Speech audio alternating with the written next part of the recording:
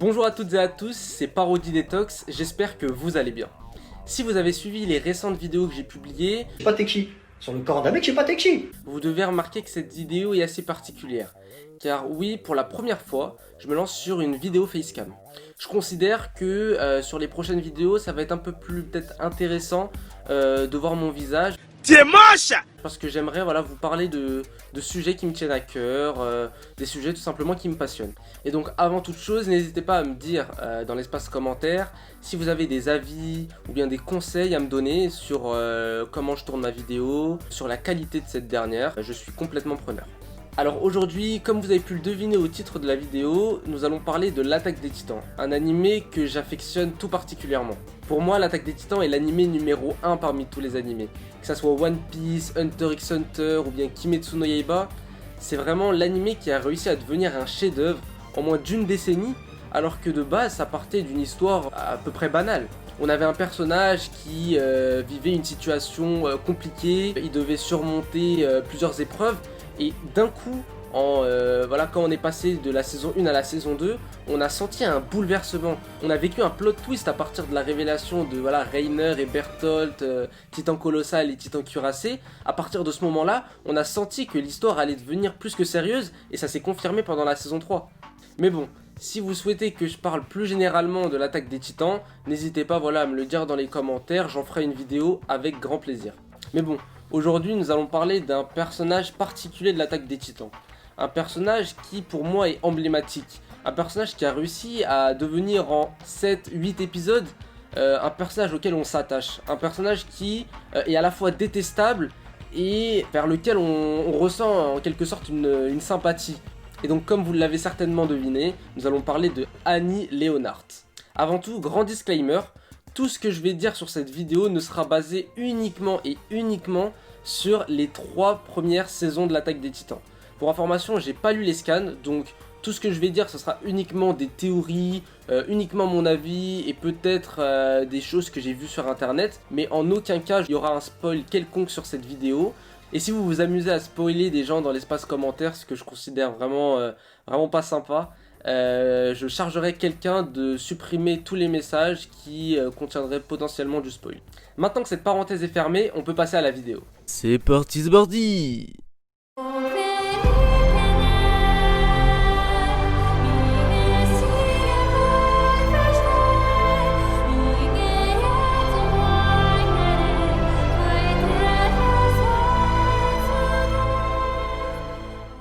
Donc aujourd'hui, comme je vous l'ai dit précédemment, nous allons parler de Annie Leonhardt. Commençons par le commencement. Alors Annie faisait et fait toujours partie du clan des Mares, d'après ce qu'on sait grâce aux 3 premières saisons. Elle est l'actuelle détentrice du pouvoir du titan féminin, l'un des 9 titans originels. Sur cette vidéo, on va essayer de revenir sur pas mal de points des 3 premières saisons, et on va essayer de répondre à la question, donc qu'est-ce que va devenir Annie lors de la saison 4. Car oui, à la fin de la saison 1, comme vous le savez certainement, elle s'est cristallisée et depuis, elle n'a pas dit un mot et on ne sait pas réellement ce qu'elle va devenir. Grâce à la saison 3, on en a appris un peu plus sur ce qu'il se passait réellement du côté des Mares. Alors le continent des Mares est divisé en 2 parties. L'une, qui est très grande, appartient aux Mares, tout simplement. Et la deuxième est utilisée pour mettre de côté une partie des Eldiens. Et une autre partie des Eldiens, dont Eren, Mikasa, Armin font partie, vivent sur l'île du Paradis. Annie, elle, a vécu sur le continent des Mares, aux côtés de Reiner, Bertholdt et plein d'autres personnages que l'on va découvrir sur la saison 4. Pendant toute sa jeunesse, les Mares ont appris à Annie que les Eldiens avaient par le passé tenté d'opprimer et d'écraser le clan des Mares. Et toute cette propagande qui a été faite par le clan des Mares avait pour seul et unique but de convaincre Annie de rejoindre leurs forces. C'est donc comme ça qu'elle est devenue un soldat du clan des Mares. Sur de nombreux flashbacks, on la voit s'entraîner assidûment aux côtés de son père pour être à son maximum lors de l'accomplissement de sa mission. Et j'aimerais revenir sur quelques passages de la saison 1 et sur certains qu'on a vus sur des OAV. Sur cet extrait, on la voit donc avec son père en train de s'entraîner et son père la motive, la galvanise, il la pousse dans ses derniers retranchements. Et il y va tellement fort que sa fille va jusqu'à lui briser la jambe. Pourtant, malgré cet incident qui nous paraîtrait un peu particulier quand même, une fille qui brise la jambe de son père, c'est peut-être pas ce qu'on rencontre tous les jours. Exactement, ouais. T'es bien renseigné, toi. On se rend compte que son père est loin d'être mécontent de la situation et il est au contraire fier de sa fille. Et sur un autre extrait, on voit son père enlacer sa fille comme si c'était ses derniers moments à passer à ses côtés, comme si sa fille partait en guerre. Ces deux passages sont pour moi révélateurs du personnage qui est Annie Leonard et aussi représentatifs de ce que l'Attaque des Titans veut nous transmettre. Ceci n'est que mon avis, mais je trouve que l'Attaque des Titans essaie toujours de jongler entre les côtés positifs d'un personnage et ensuite ses côtés négatifs. Les personnages ont toujours une certaine ambivalence, ont toujours deux facettes, à l'image de Reiner et sa schizophrénie lorsqu'il révèle qu'il est le titan cuirassé par exemple.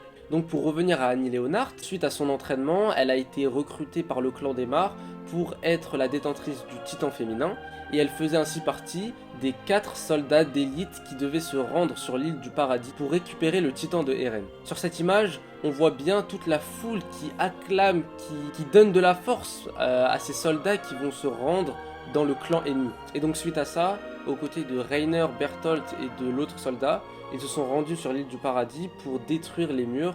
Et donc c'est la fameuse scène où le titan colossal détruit le mur du district de Shiganshina et le titan cuirassé qui vient ensuite pour détruire le mur Maria. S'ensuit 3 années d'entraînement aux côtés donc de Reiner, Bertholdt et aussi aux côtés donc de Eren, Armin, Mikasa, Jean, etc., etc. C'est durant ces 3 années difficiles que Annie va commencer à voir naître en elle un sentiment qu'elle n'aurait pas pensé avoir. Et c'est à ce moment-là qu'il faut revenir sur un passage très important de l'Attaque des Titans, et je trouve qu'il est beaucoup trop négligé quant à son importance à l'histoire. En effet, aux alentours de l'épisode numéro 10, Eren, après avoir découvert son pouvoir de titan quelques épisodes avant, décide de reboucher le mur du district de Trost qui avait été détruit suite à la 2e apparition du titan colossal.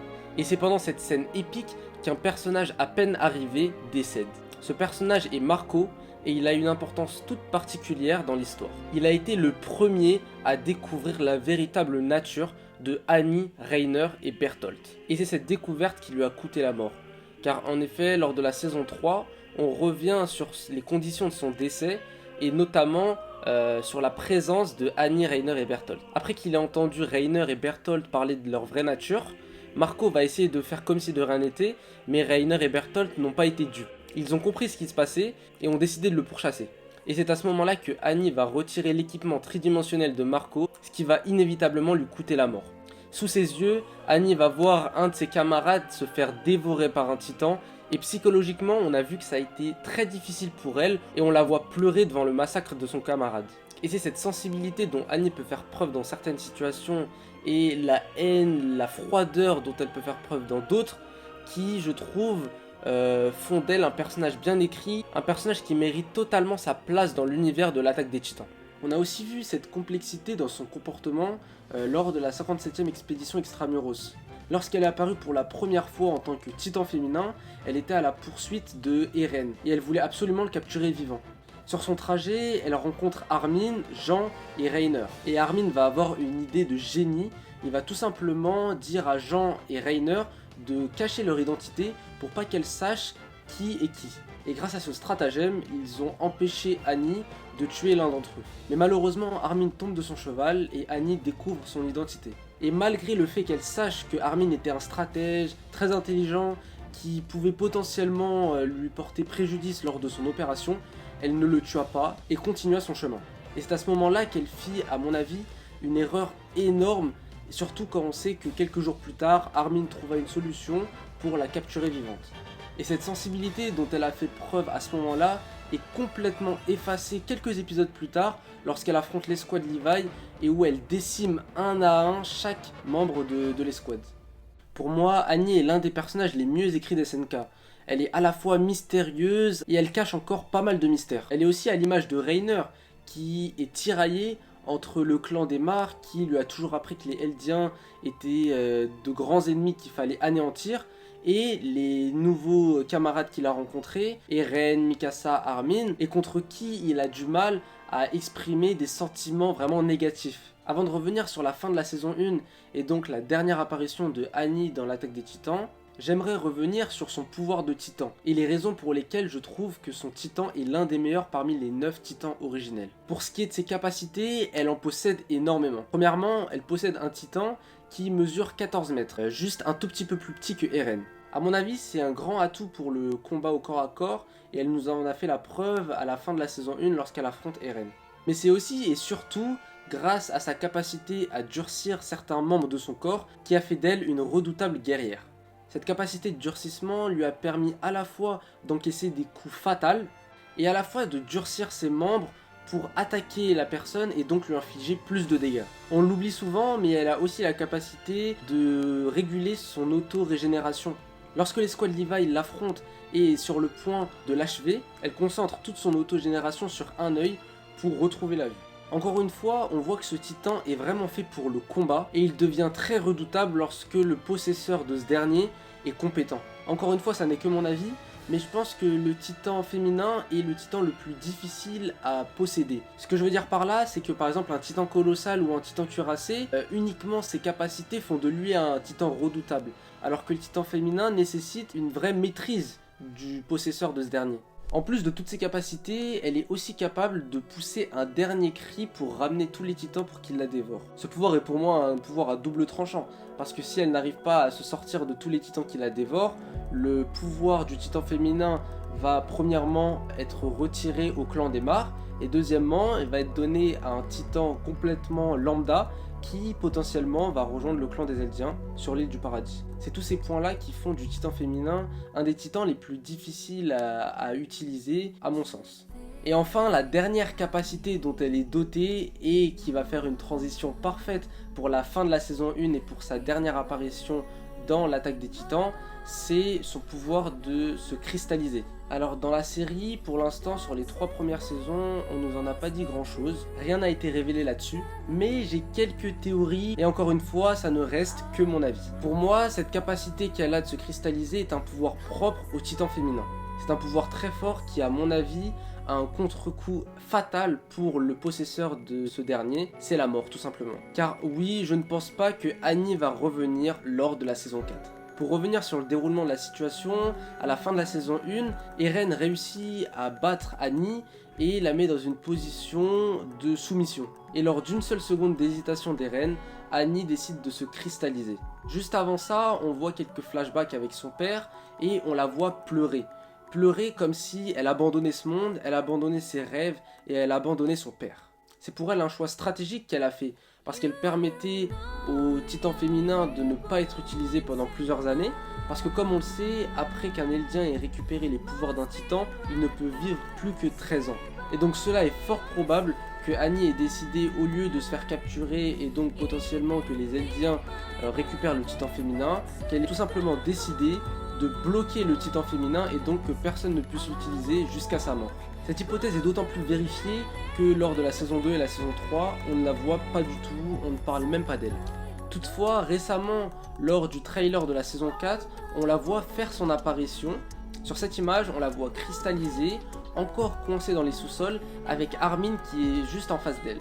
Armin a comme l'air de demander à Annie qu'est-ce qui a engendré cette guerre, ces événements tragiques, lors de ces dernières années. Voilà pourquoi toutes ces réflexions portent à croire que lors de la saison 4, malheureusement on ne la retrouvera plus et il est possible que si entre la saison 3 et la saison 4 il se passe suffisamment d'années pour que Annie meure, le titan féminin retrouve une place chez quelqu'un d'autre. Cette solution serait pour moi une bonne solution de l'attaque des titans. Ça serait un moyen de creuser un peu plus les nouveaux titans qui vont apparaître. Sur les 9 titans originels et à l'augure d'une grande bataille, je pense que le titan féminin serait quand même un peu trop, d'autant plus qu'on l'a vraiment vu sur la saison 1 et pendant plusieurs épisodes, on a découvert toutes ses capacités, tout son potentiel, et elle ferait peut-être un peu d'ombre sur les nouveaux titans.